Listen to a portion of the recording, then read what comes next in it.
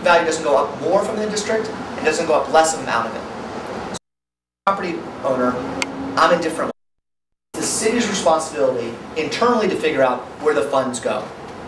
But if I own property, I pay taxes, I'm still assessed the same way. This is not going to impact how the assessor's office handles improvements to your property. Does everybody understand the distinction there? Because all it means is that if an existing building expands, it's the new assessment that we take that new percentage and apply that cost to, and retire the cost of doing infrastructure even faster. Same thing happens if you have a property on Central Avenue. If you do nothing to your property, your assessed value stays the same. If you go and build a Best Buy department store, your assessment goes up. It's the same here in the downtown. If you do nothing, your assessment stays the same. If you make an improvement, it goes up. And then internally, the city allocates where the revenue goes. Because of use, or praise on use. Exactly. Why the downtown? Why is this such an attractive place for a developer? It's not. It's really not an attractive place. You're looking at a poverty level of 35%. In the city, it's closer to 15. You're looking at unemployment level, nearly 14% in 2000. David always makes me say that now that the number is much less. This is a really challenged area. In New York State, it's a defined empire zone. It's, part of it is in the federal empowerment zone. You're looking at a brownfield site that is entitled to other improvements. It's a hard place to do business. And what we were asked to do is to look at a comprehensive approach. We a building, we need to do a very big project. What I'll show you is over 5,000 new jobs. We think that our project is of scale that we're addressing a lot of the problems that are there in the downtown.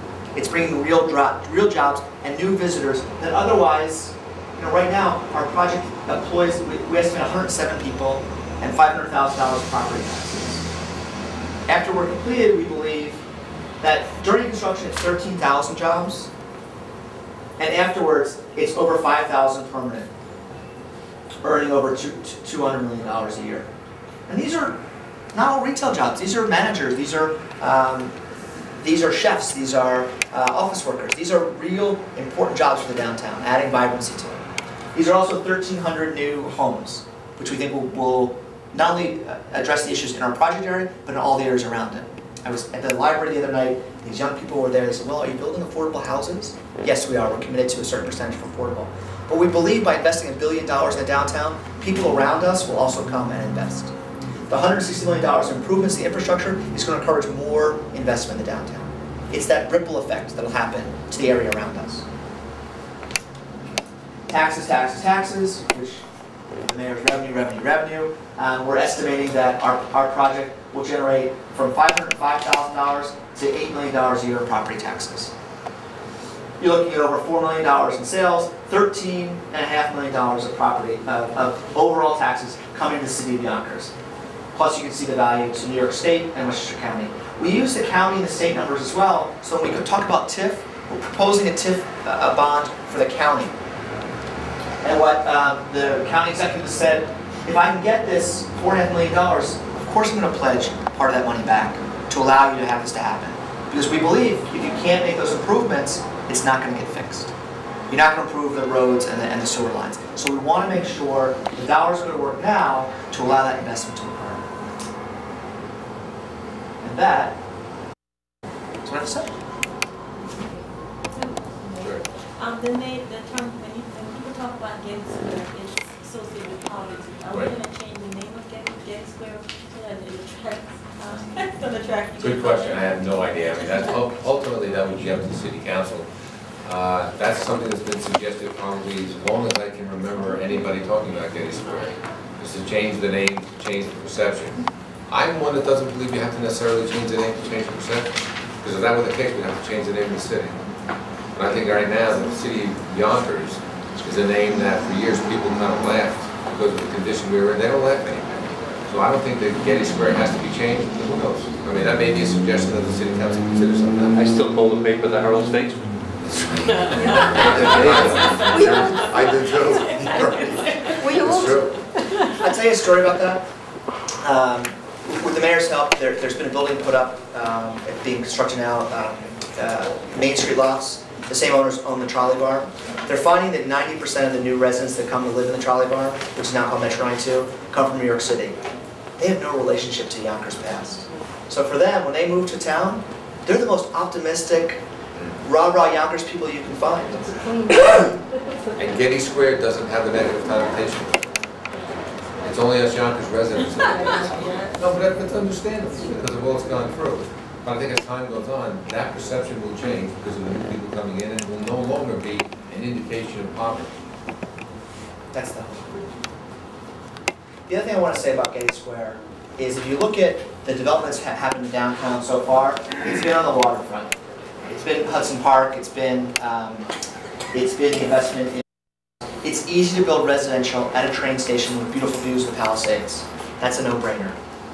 If you make an investment in a commercial space here, with the scale for shopping and for movies and for entertainment with baseball, it's another reason to come to downtown. What we believe is going to happen is this whole area in between is going to rise up as well. Because you've now made an investment, that barbell approach on either end, which is going to create a market drive to fix the things in the middle. And the idea, Louis Capelli tells a great story. If you see one tower crane in the air, yeah, they're putting a building up. 5 tower cranes, there's something happening. And when I make the same presentation to bankers outside from the city and other places, this kind of scale trumps anything in terms of the name of the bankers. Because now this is a wholesale change to the downtown. It's not a project, it's a resurgence, it's a renaissance. And that scale is going to allow comfort for both investors and residents to not worry about what happens on Getty Square anymore. They're going to improve Getty Square because the environment around it is going to change.